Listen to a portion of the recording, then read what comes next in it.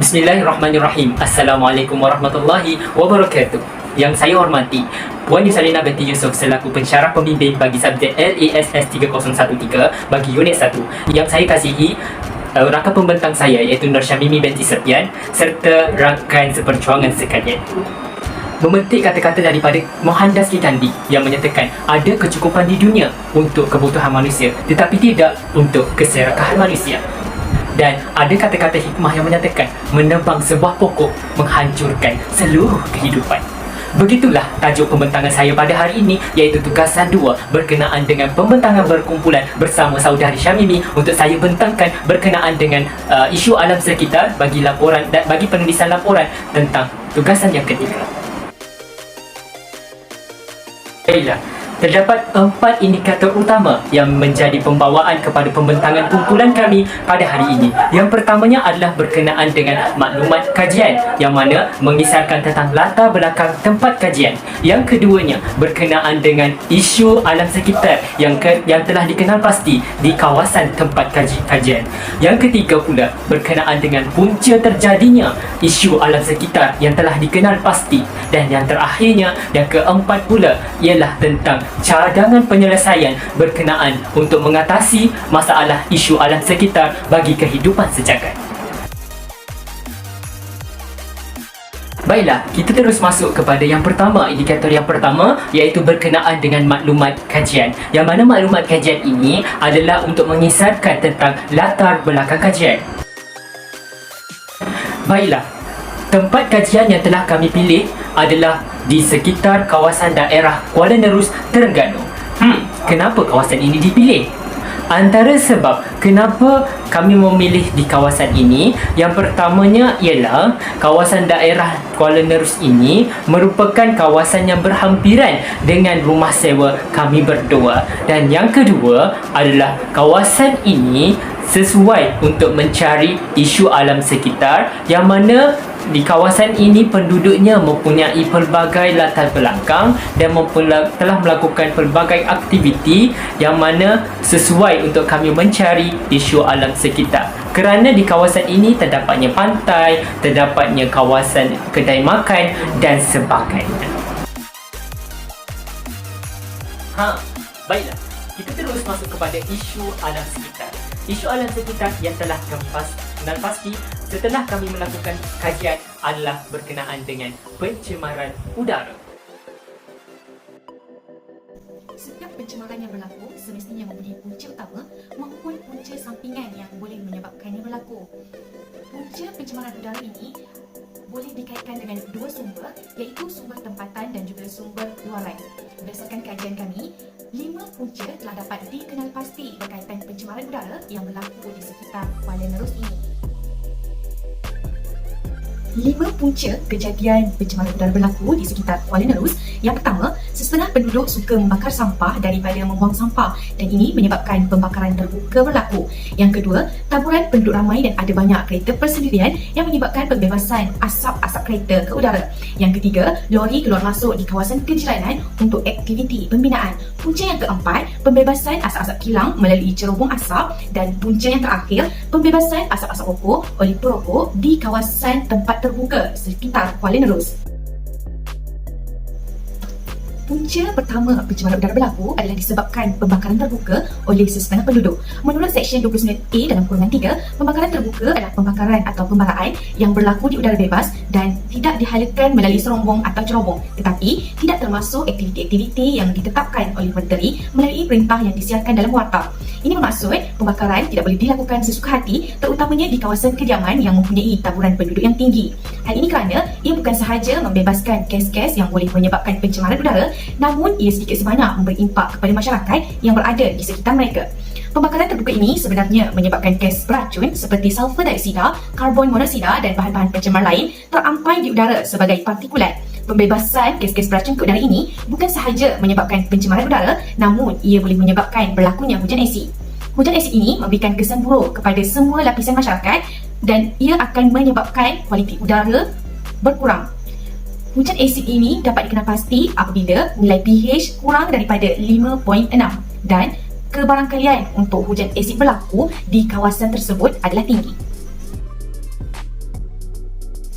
Seterusnya, punca kedua berlakunya pencemaran udara adalah disebabkan pembebasan asap daripada kenderaan bermotor, antaranya adalah kereta, motosikal dan sebagainya. Menurut Dr. Nur Eliani, majoriti daripada pelepasan bahan pencemar udara adalah daripada sektor pengangkutan. Maka ia menunjukkan bahawa pengangkutan awam ini merupakan punca utama yang memberi kesan terhadap kadar kebersihan udara di kawasan persekitaran kita. Setiap asap kenderaan melepaskan karbon monoksida ke udara. Seperti yang kita ketahui, kebanyakan masyarakat mempunyai kereta persendirian dan menggunakannya sebagai pengangkutan utama ke tempat kerja maupun ke mana-mana. Kereta merupakan keperluan asas yang diperlukan oleh masyarakat dalam menjalani rutin dalam kehidupan seharian mereka. Akan tetapi, mereka tidak sedar bahawa pembebasan asap daripada kenderaan mereka akan menyumbang sedikit sebanyak kesan terhadap pencemaran udara yang berlaku di kawasan sekitar mereka sekiranya mereka terus menggunakannya. Punca ketiga ialah terdapat kenderaan berat seperti lori yang keluar masuk di kawasan kejiranan untuk aktiviti pembinaan. Aktiviti pembinaan tersebut telah memberikan kesan kepada penduduk di kawasan kejiranan tersebut seperti banyak debu yang berterbangan di sepanjang laluan utama. Yang kedua, terdapatnya pembebasan asap daripada lori tersebut. Dan yang ketiga, menyukarkan penglihatan para pemandu di kawasan kejiranan akibat debu yang terlalu banyak di sepanjang laluan utama. Hal ini jelas menunjukkan asap dan debu yang banyak terkumpul di udara memberikan kesan kepada isu alam sekitar iaitu pencemaran udara di kawasan kejiranan tersebut. Seterusnya, punca keempat pula ialah pembebasan daripada asap-asap kilang di kawasan tersebut. Hal ini kerana pembebasan asap-asap kilang ini mengandungi gas-gas yang beracun seperti karbon dioksida, karbon monoksida dan nitrogen oksida. Malah, pengeluaran asap ini akan mencemarkan kualiti udara di kawasan setempat. Seperti yang kita tahu, kawasan daerah Kuala Nerus ini mempunyai kawasan perindustrian yang menyumbang kepada ekonomi di sini. Namun, sekiranya kilang ini mengeluarkan asap-asap daripada cerobong asap akan memberikan kesan yang buruk kepada penduduk setempat. Apabila kualiti udara ini semakin menurun, maka akan menjejaskan kesihatan kepada penduduk setempat di kawasan tersebut. Dan ini jelas menunjukkan bahawa pembebasan asap daripada kilang akan memburukkan lagi keadaan penduduk setempat terhadap alam. Hal ini jelas menunjukkan bahawa pembebasan asap daripada kilang ke udara akan memberikan kesan yang buruk kepada alam sekitar, dan inilah punca terjadinya pencemaran udara. Punca yang terakhir adalah asap rokok maupun vape juga dijadikan salah satu punca yang menyebabkan pencemaran udara berlaku di sekitar Kuala Nerus ini. Ramai penduduk di kawasan ini merokok secara terbuka seperti di kedai makan, di tepi pantai dan sebagainya. Asap rokok maupun vape mungkin tidak dilihat sebagai punca pencemaran udara berlaku. Namun, sebenarnya ianya secara tidak sedar telah menyumbang keburukan terhadap kualiti udara. Apabila kualiti udara tercemar, maka kesihatan manusia juga akan terjejas.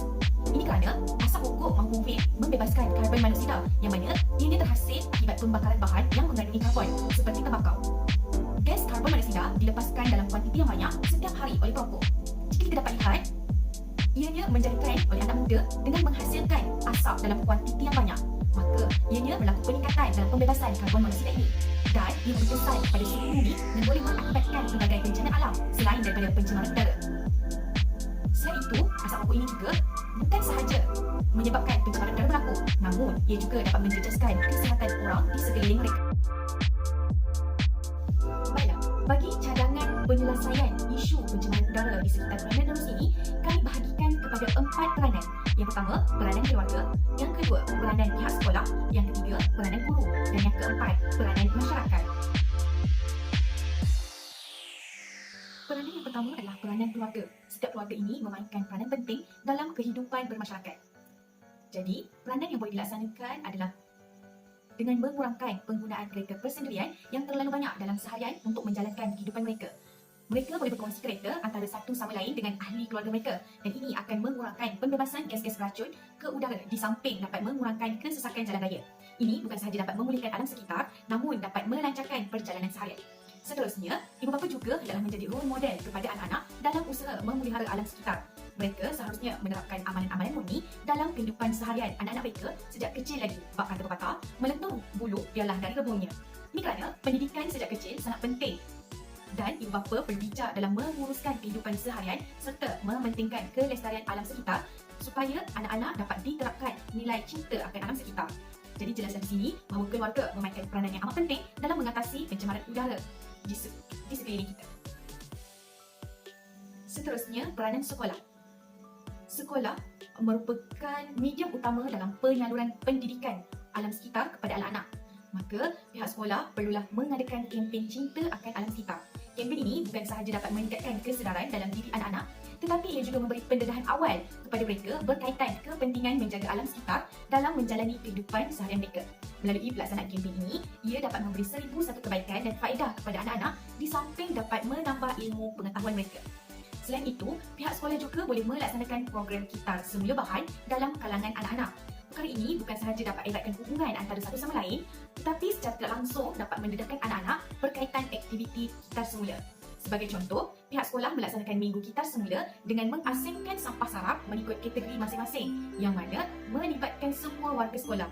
Contohnya, pengasingan sampah ke dalam tong sampah ini bukan sahaja dapat mendedahkan murid kepada pengalaman baru, namun ia membolehkan sekolah memperolehi sumber pendapatan daripadanya.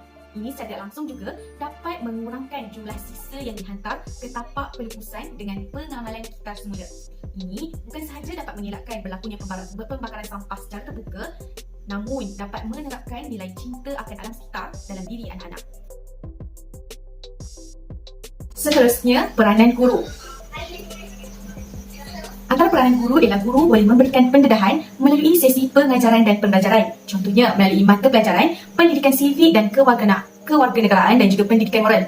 Semasa sesi PDP berlangsung, guru boleh menyelitkan isu-isu pencemaran yang berlaku dan guru juga boleh memberikan tugas-tugas tertentu kepada pelajar seperti meminta mereka mencari artikel berkaitan dengan isu pencemaran udara dan menyuruh mereka membaca artikel tersebut. Ini secara tidak langsung dapat menyedarkan mereka tentang kesan buruk pencemaran udara terhadap kehidupan manusia serta kesannya kepada bumi. Seterusnya, guru juga berperanan dalam mendedahkan kepada murid berkaitan punca berlakunya pencemaran udara di sekeliling mereka. Dengan itu, ini akan meningkatkan kepekaan murid berkaitan isu ini. Contohnya, murid akur bahawa merokok boleh menyebabkan pencemaran udara.